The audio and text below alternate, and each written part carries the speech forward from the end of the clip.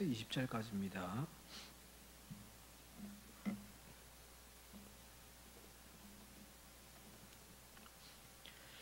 구약성경 731쪽 느헤미야서 5장 15절에서 20절까지 한 절씩 교독하겠습니다. 우리의 대적이 우리가 그들의 의도를 눈치챘다 함을 들으니라. 하나님이 그들의 꾀를 패하셨으므로 우리가 다 성에 돌아와서 각각 일하였는데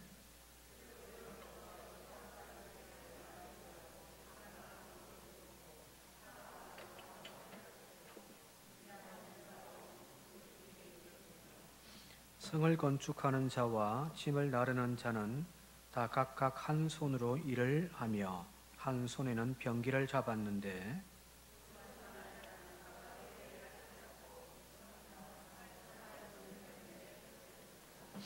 내가 귀족들과 민장들과 남은 백성에게 이르기를 이 공사는 크고 넓으므로 우리가 성에서 떨어져 거리가 먼즉 너희는 어디서든지 나팔 소리를 듣거든 거리로 모여서 우리에게로 나아오라. 우리 하나님이 우리를 위하여 싸우시리라 하시니라. 아멘.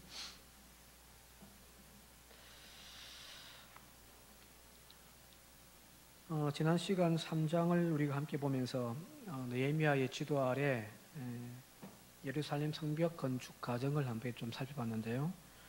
각 가문별로, 또 가정별로 자기에게 할당되어 있는 구간들을 정하고 그것들을 이제 각각이 이제 쌓아 올라감을 통하여서 성벽이 전체적으로 이렇게 보수되어서 갔다라는 이야기들 함께 나누었잖아요.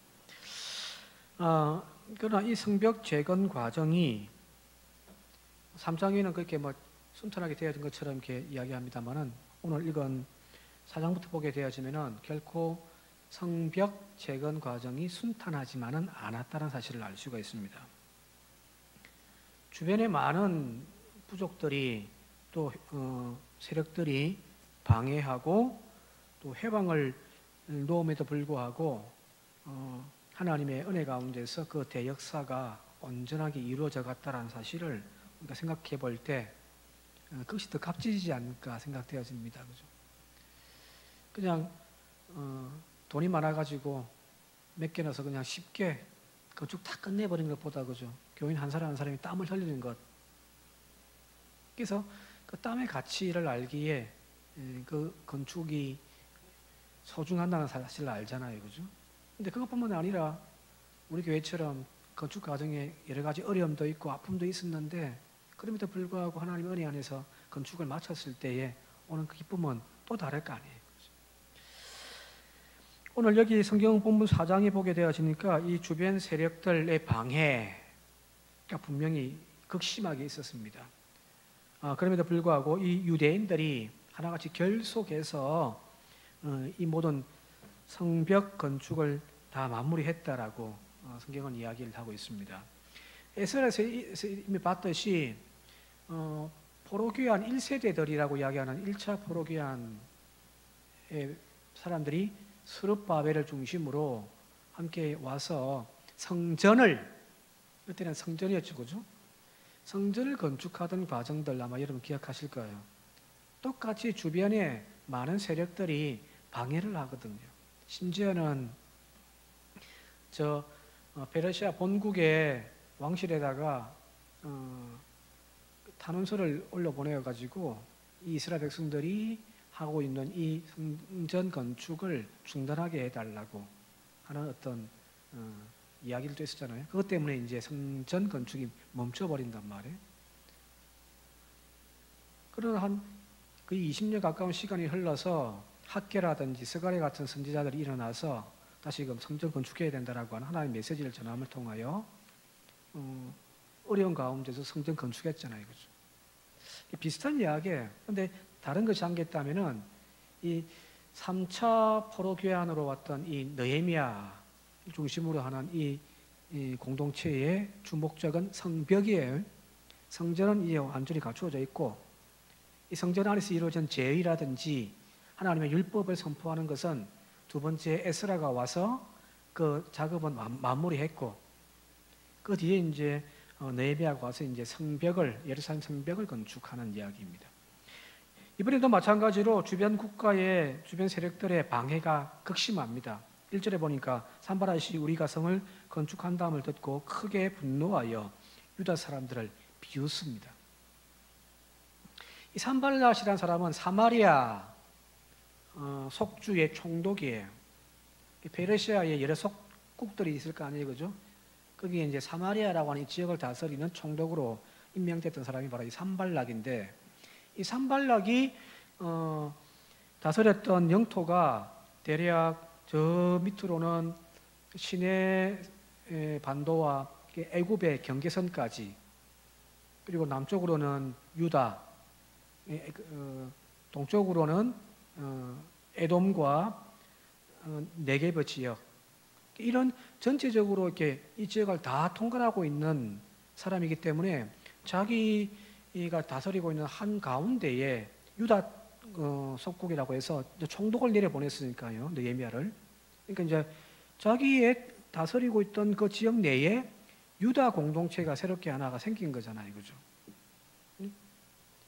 그러니까 이전까지는 이 지역 관할이 나의 관할이었는데 지금 이제 따로 떨어져서 독립하여 운영이 되어지기도 하고, 더군다나 그들이 이제 성벽을 건축하고 있다고 하니까 이 산발랏이 이제 방해를 놓기 시작합니다.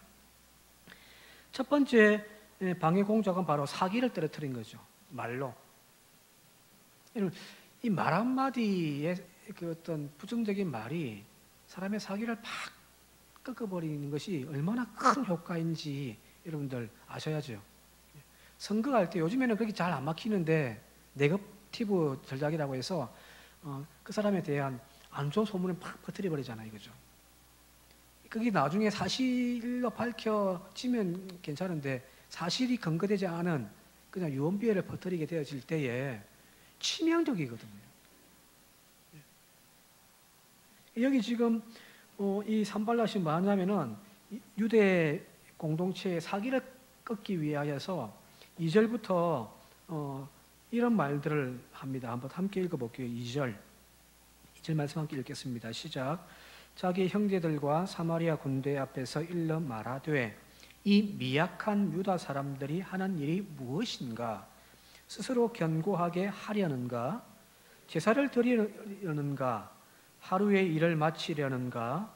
불탄 돌을 흙 무더기에서 다시 일으키려 하는가? 여기 지금 조롱을 하는데 이 유다 백성들, 이 힘도 없는 인간들이 뭘 하겠단 말이지? 이런 거예요. 막 조롱하는 거죠, 그죠? 여기 뭐 제사를 드리려는가 이 표현은 그들이 제사를 드려서 뭘 하냐면은 그 신에게 도움을 요청한다는 의미잖아요, 그죠? 그들이 힘도 연약한 것들이 뭐 신의 도움을 받는다고 하는데 뭐 되겠어? 그런 의미거든요. 이 사마리아 속주의 총독이었던 산발랏뿐만 아니라 요단 동편에 있는 암몬, 이 암몬의 사람 도비아도 그 조롱과 회방에 동참을 하는데 3절 말씀입니다. 3절 함께 읽겠습니다. 시작. 암몬 사람 도비아는 곁에 있다가 이르되 그들이 건축하는 돌 성벽은 여우가 올라가도 곧 무너지리라 하더라. 얼마나 지금 막 쌓아 올린다고 하지만 여우, 여기 이제 쓰여진 단어가 여우거든요. 여우의 특징은 무리지어 다니지 않잖아요. 혼자 독립생활을 한단 말이에요. 그러니까 이제 이 히브리 단어가 사용되어지는 것이 두 가지가 있는데 구약 성경에서 하나는 시랑과 타도도 하는 노래 있잖아요, 그죠? 이사야에서 나와 있는 그 시랑이라고 하는 것을 쓸 때도 이 단어가 나오고 또 여우도 이 단어인데, 근데 시랑은 군집한단 말이에요. 무리를 지어 다니요. 여우는 이제 혼자 단독으로 다닌단 말이에요. 여기서 말하는 여우는 말 그대로 여우예요. 혼자 여우 한 마리가 올라가 앉아도 와라랑 무너질 것 같다. 이렇게 지금 비아냥거리는 거죠. 사실 이 산발랏과 도비아의 이야기가 인간적인 눈으로 볼 때는 사실일 수도 있습니다. 이 미약한 유대 인간들이 뭘 하겠단 말이에요. 맞는 말이에요. 지금 유대인들의 현실은 이전에 이 지역의 맹주였던 유다 왕국이 아니란 말이에요. 다윗 시대처럼 솔로몬 시대처럼 이 지역의 맹주가 되어져서 그 어떤 누구와도 견줄 수 없었던 그 유대. 그게 옛날의 이야기라면은 지금 현재 자기의 속주 아래에서 이제 다스려졌던 이 유대의 공동체는 이빨 빠진 종이 호랑이일 뿐이죠. 그들이 뭘 하겠노? 미약한 그 나약한 존재들이 뭐 하겠어? 인원도 충분하지 않습니다. 그죠? 포로 귀환해서 돌아온 그 인원 공동체 해봤자 뭐 얼마 되지 않으니까, 몇만 되니까. 그게 또 전체가 다 동참한 것이 아니라고, 그죠? 이제 대표적인 사람들이 와서 이제 하고 있으니까. 사람도 부족해요. 또 한 가지는 물자도 부족하잖아요. 이전에 허물어졌던 돌들을 재사용하는 경우도 많았단 말이에요. 그걸 다시 다듬어가지고 다시 이제 올리는 그런 수준이란 말이에요. 이런 성벽이 얼마나 튼튼하면 튼튼하겠습니까? 그리고 그 공사 기간이 얼마나 또 오래 걸리겠어요. 물자가 막 착착 뭐 제공되어지고 하면 모르겠는데, 그죠? 그게 아니라 막 공사 끝나면 또 돌이 언제 올 줄 모르고, 세워라 내워라 한단 말이에요. 자, 이런 산발랏의 비아냥 그림과 조롱의 이야기가 현실적으로는 맞을 수 있지만, 그러나 이 산발랏과 도비아가 보지 못한 것이 있어요. 미약한 그 유대 공동체는 정확하게 비판하고 있는데, 그 넘어 계신 이 사역을 작정하였고 이제 시작하여 이루어 가시는 하나님은 보지 못한 거죠.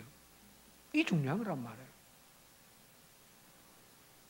현재 유대인들은 분명 미약합니다. 그 손으로 뭘 하겠어요? 그러나 그 뒤에서 역사하시는, 그리고 이 일을 성취해 가시는 하나님은 왜 못 보냔 말이에요. 여러분, 이 성벽을, 예루살렘 성벽, 하나님의 도성이라고 하는 이 예루살렘 성벽을 쌓아가는 이 사역은 사실은 단순하게 성벽 하나라고 이야기하지 않았잖아요.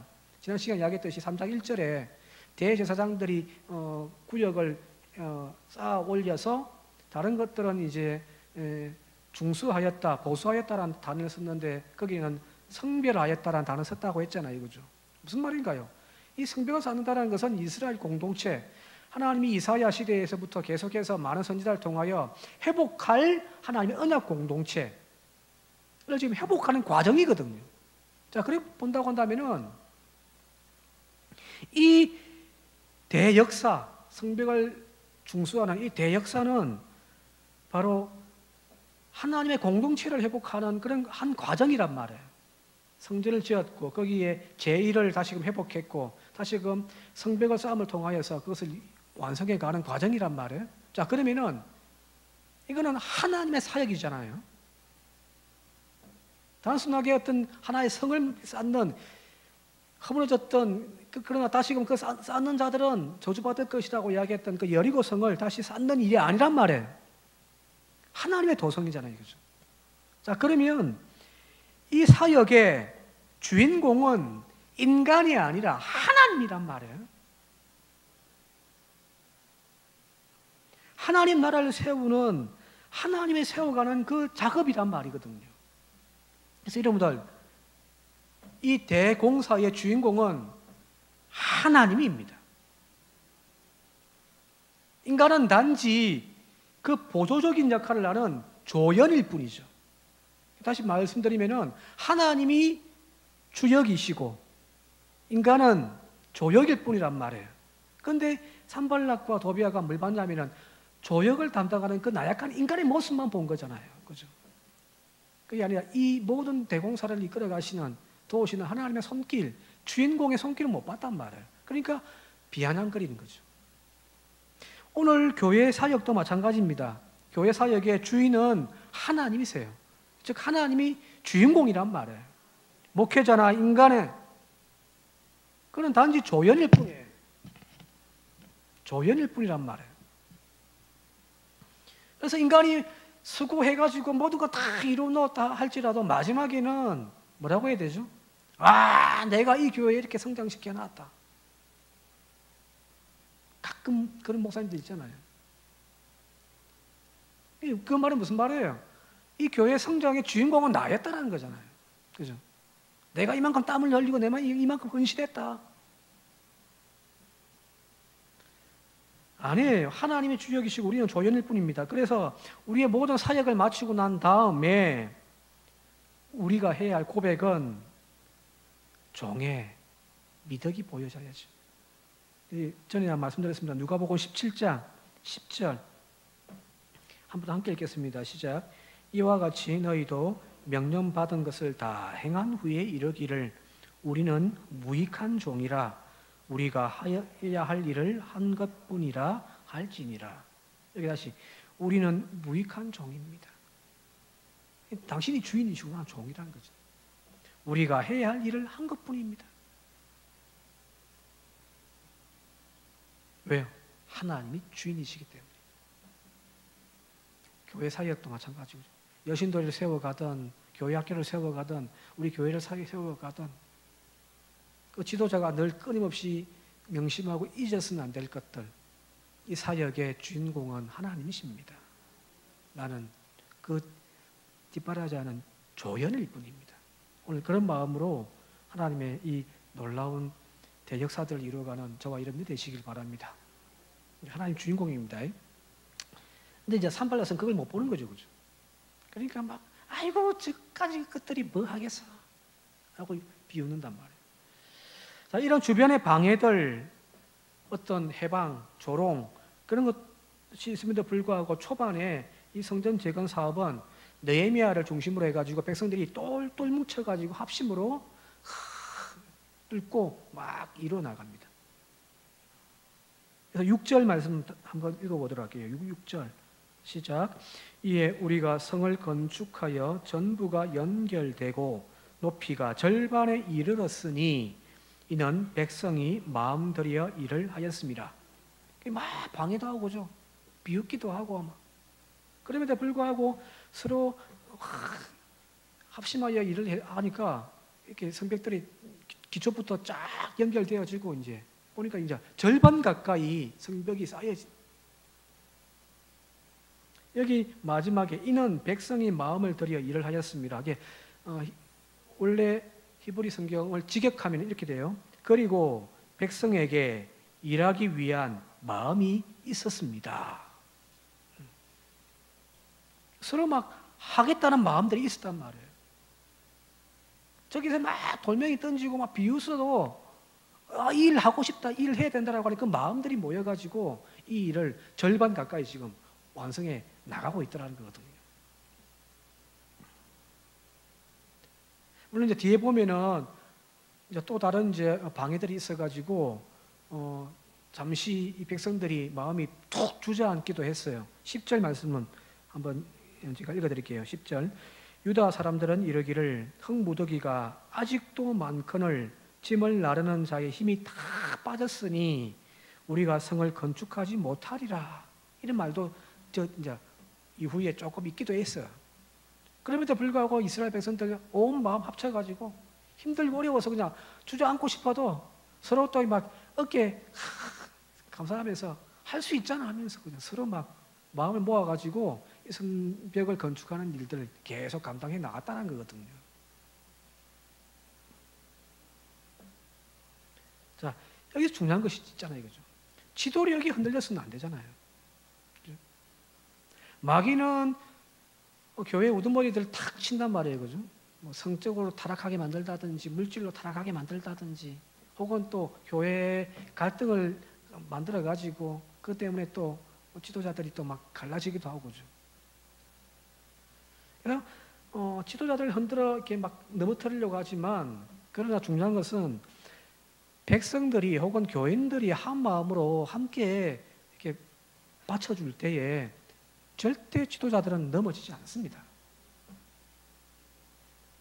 누군가 밀어서 지도자가 넘어진다 할지라도 그냥 넘어질 때 뒤에 교인들이 탁 받쳐주는데요. 넘어지는 것처럼 하지만 넘어지지 않는단 말이에요. 그죠? 그런데 교인들이 서로 막 마음이 찢어지고 막 당회가 막 넘어지는데도 불구하고 막 뒤에서 막 손 놓고 앉아 있다면은 그대로 넘어져 버리는 거잖아요. 이게 중요한 것 아닐까 싶습니다. 성도들이, 교인들이, 백성들이 일할 마음이 생겨가지고 막 적극 도와주더란 거거든요. 너희미 혼자 막 떠들고 다니는 것이 아니라. 자, 모세의 출애굽 1세대와 여호수아가 인도했던 출애굽 2세대들, 그죠? 큰 차이가 있잖아요, 그죠? 자, 보세요. 모세의 지도력으로 광야의 길을 걸어왔던 1세대들, 여호수아의 지도하에서 가나안 땅을 정복했던 2세대들, 부분이 다르죠. 근데 무슨 차이일까요? 자, 지도자만 놓고 볼게요. 지도자만. 영장만 놓고 본다고 한다면 여호수아보다 모세가 월등히 뛰어납니다. 비교가 안 되죠. 모세를 이끌어서 신명기 34장에는 이렇게 이야기합니다. 우리 함께 읽어보겠습니다. 신명기 34장 10절에서 12절까지 시작. 그 후에는 이스라엘에 모세와 같은 선지자가 일어나지 못하였나니 모세는 여호와께서 대면하여 아시던 자요 여호와께서 그를 애굽 땅에 보내사 바로와 그의 모든 신하와 그의 온 땅의 모든 이적과 기사와 모든 큰 권능과 위엄을 행하게 하심에 온 이스라엘의 목전에서 그것을 행한 자이더라. 대제국 그 애굽마저도 무릎 꿇게 만들었던 능력의 종이라는 이야기잖아요. 그리고 하나님과 대면한 자고 이스라엘 역사 전후로 모세와 같은 이가 없더라는 겁니다. 자, 그런 모세. 자, 그럼에도 불구하고 가나안 땅 하나님의 약속의 땅을 정복하는 그 대사역에 자리에 섰던 사람은 누구냐면은 모세가 아니라 누구죠? 그의 제자 여호수아였어요. 하나님의 약속을 성취하는 그 일을 감당했던 것은 바로 그의 제자 여호수아였다는 거예요. 무슨 말일까요? 즉 지도자의 역량도 중요하죠, 그죠? 어떤 악한 지도자가 막 이끌어 가버리면 그 공동체가 엉망이 될 거 아니에요. 지도자의 역량도 중요하지만 그것을 따르는 백성들 혹은 회중들, 교인들의 역량이 지도자의 역량보다 더 결정적으로 크더라는 이야기예요. 모세 시대의 백성들, 모세를 따랐던 그 백성들을 성경은 뭐라고 표현했냐면 목이 곧은 백성이에요. 말도 지질이 안 듣는 양이 아니라 염소 새끼들을 이렇게 모세는 끌고 간 거죠, 그죠? 모세가 아무리 능력 있고 하나님께 앞에 출중한 선지자였다 할지라도 백성들이 말을 안 들으니까 하나님이 여기까지. 반면에 여호수아 시대의 백성들은 말 그대로 하나님 말씀 앞에 순종하기로 결단하고, 그죠? 그 다음에 모세가 가자면 가고 멈추라면 멈추던 그런 순종의 백성들이었단 말이에요. 이 차이예요. 자, 그러면 따라서 한 공동체의 성공과 실패의 기준은 지도자의 역량도 중요하지만 그보다 더 크게 그것을 지탱해주는 교인들, 회중들, 백성들의 역량에 의하여 좌지우지된다는 사실을 기억하시기 바랍니다.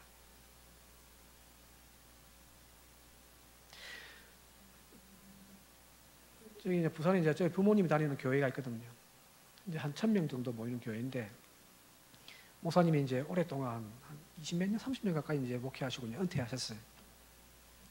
이제 새로운 목사님을 이제 청빙하는데 이제 인천에서 이제 한 분 이제 결정된 모양이에요. 아니, 최종으로 이제 이번 주일 날 이제 공동회의를 한다고 하는데 이제 기도 좀 해달라고 전화가 왔더라고요. 그래서 이제 이번 한 주 동안 특별 새벽 기도 한다고 하더라고요. 자, 그래서 이제 그런 말을 했습니다. 좋은 목사님 오게 해달라고 하는 기도 정말 중요한데 그보다 더 이 특별 새벽 기도 동안 기도해야 될 것은 뭐냐면 좋은 교인 되게 해달라고 기도해야 된다.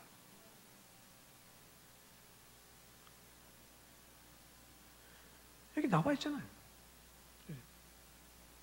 아무리 좋은 목회자가 앞에 서서 막 이끌어 나간다 할지라도 교인들이 모세 시대에 그 목이 곧은 백성들이 되어져 버린다면은 그 사역은 이룰 수가 없죠.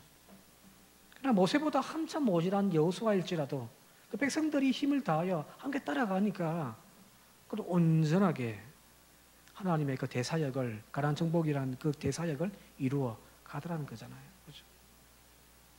좋은 목회자 되게 해달라고 기도도 하고 우리도. 그리고 여러분 스스로도 좋은 교인 되게 해달라고 함께 기도하여 이것이 협력하여 서로를 이루는 우리 삼천교회가 되어줄 수 있길 바랍니다.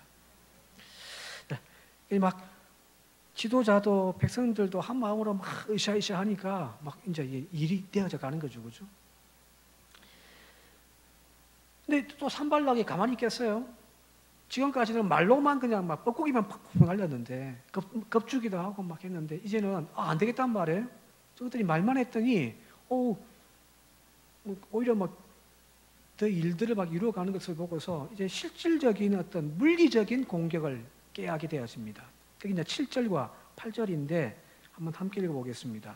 시작. 산발랏과 도비아와 아라비아 사람들과 암몬 사람들과 아스돗 사람들이 예루살렘 성이 중수되어 그 허물어진 틈이 메워져 간다 함을 듣고 심히 분노하여 8절 다 함께 꾀하기를 예루살렘으로 가서 치고 그곳을 요란하게 하자 하기로.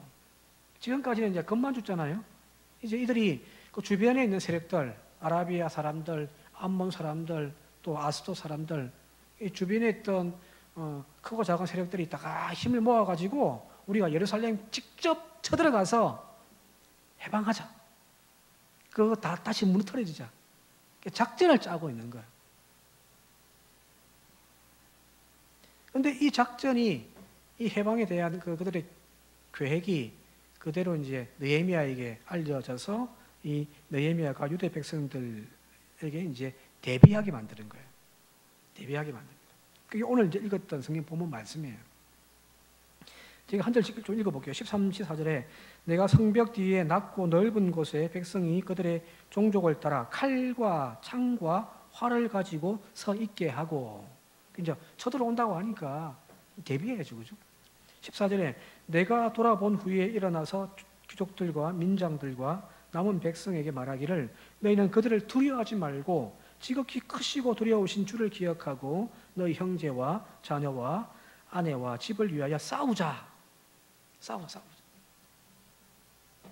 지금 건축하기 바쁜데 지금 공격에 대하여 대비하는. 그리고 17절, 18절 함께 읽어보겠습니다. 17, 18절 시작. 성을 건축하는 자와 짐을 나르는 자는 다 각각 한 손으로 일을 하며 한 손에는 병기를 잡았는데 건축하는 자는 각각 허리에 칼을 차고 건축하며 나팔 부는 자는 내 곁에 섰느니라. 마지막 22절 시작. 그때에 내가 또 백성에게 말하기를 사람마다 그 종자와 함께 예루살렘 안에서 잠니 밤에는 우리를 위하여 파수하겠고 낮에는 일하리라. 자, 여기 이제 22절에 따르면은 낮에는 이제 그 교대를 나누어져. 낮에는 나가서 막 일을 하고 또 밤에는 피곤한 몸 잃고 자야 되는데 또 당번 서가지고 또 쳐들어오는 안 쳐들어오는지 또 파수까지 쓰고요. 한 손에는 일을 하는데 한 손에는 창을 들고 병기를 들고 또 일을 하네요. 언제 쳐들어올지를 모르니까 만반의 대비를 다 갖추고 일을 하고 있더란 말이거든요. 두 손 갖고 해도 힘든데 한 손으로 얼마나 힘들어요, 그죠? 자, 그리 본다고 한다면 사실 우리의 믿음 생활도 마찬가지 같아요. 한 손에는 일, 한 손에는 주님의 말씀 붙잡고. 믿음 생활 한다는 것이 여러분들 사실은 결코 쉬운 것이 아니잖아요. 목사는 맨날 뭐 해라 막 안 하면 뭐 저런 가라지 같은 인간들을 하면서 막 이야기하지만, 그러나 가만히 놓고 보면은 여러분들 믿음 생활하기 얼마나 힘들어요.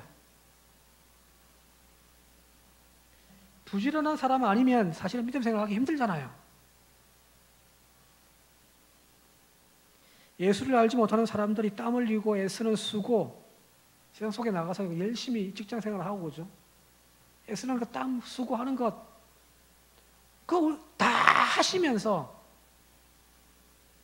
또 주일 되면은 이 사람들은 그냥 집에서 푹 늦잠도 자고 막 안식을 취하고 막 쉼을 취하고 또 여가를 위하여 막 놀러 다니는데 일주일 동안 고생 해놓고서 또 주일 또 교회 와가지고 주방 봉사한다고 땀 여름에 삘삘삘 흘리고, 교사들은 아침에 일찍 나와가지고 아이들과 또 실험하고 저녁 늦게까지.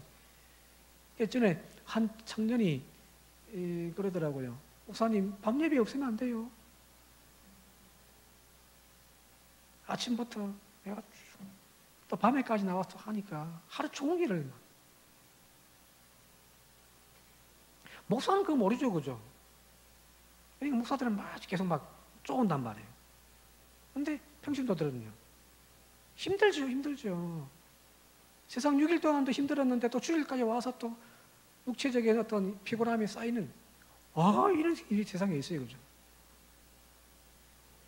물질 생활도 마찬가지입니다. 남들 쓰는 만큼 우리가 다 쓰잖아요. 아이들 학원 보내야 되고, 가족도 먹게 살기 위해서 식비 들어야 되고, 이것저것 다 쓰잖아요, 그죠?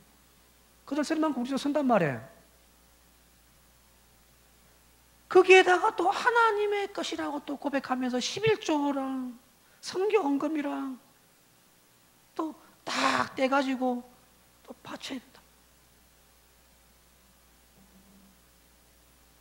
즉, 예수 믿는 사람들은 사실 따지고 보면 일반인들보다 플러스 알파를 더하고 살고 있잖아요. 그죠? 일반인들이야 그냥 막 세금 될 거 세금 내고 막 쓸 건 쓰고 하면 끝나는데, 우리는 똑같이 그렇게 하고 또 교회에다가 또 플러스 알파를 또 갖다 또 바치네요. 물질적인 것도 그렇고 시간도 그렇고 육체의 헌신도 마찬가지고. 그래서 이전에 어떤 어르신이 예수 믿으려면 부지런해야 되겠네 그러더라고요. 진짜 예수 믿으려면 부지런해야죠, 그죠? 게으르면 예수도 못 믿어요, 그죠? 그러나 분명한 것은 우리의 수고와 땀이 결코 헛되지 않음을 믿습니다. 왜요? 내 성을 쌓아 올리는 것이 아니라 하나님의 성을 쌓아 올리는 거잖아요. 내가 주인이 아니라 하나님의 주인의 그 사역에 내가 지금 동참하고 있기 때문이잖아요. 그렇죠? 하나님께서 그 수고와 노고를 기억하시고 거기에 대하여 갑절로 응답해 주실 줄 믿습니다. 그래서 6일 동안 일하고 제7일 주일날 교회 나와서 하나님께 예배하고 헌신하는 그 사람의 건강을 책임져 줄 줄 믿고요. 그 가정의 물질 생활에 빵꾸 나지 않도록 하나님이 채워주실 줄 믿습니다. 이제 말씀 좀 정리하면서 마치도록 할게요. 고린도후서 4장 8절 9절 17절 18절입니다. 함께 읽어보겠습니다. 시작. 우리는 사방으로 죄어들어도 움츠러들지 않으며 답답한 일을 당해도 낙심하지 않으며 박해를 당해도 버림받지 않으며 거꾸로 터림을 당해도 망하지 않습니다. 여기까지부터 읽을게요. 지금 이스라엘 백성들이 그걸 보여주잖아요. 실제로 자 그렇게 방해했잖아요, 그죠? 백성들도 막 낙심하기도 했지만 또 으쌰으쌰해서 또 사역을 감당했단 말이에요. 나중에 6장 15절인가에 가서 보게 되어지면은 이 성벽이 완전히 다시금 재건되는데 며칠 걸린 줄 압니까?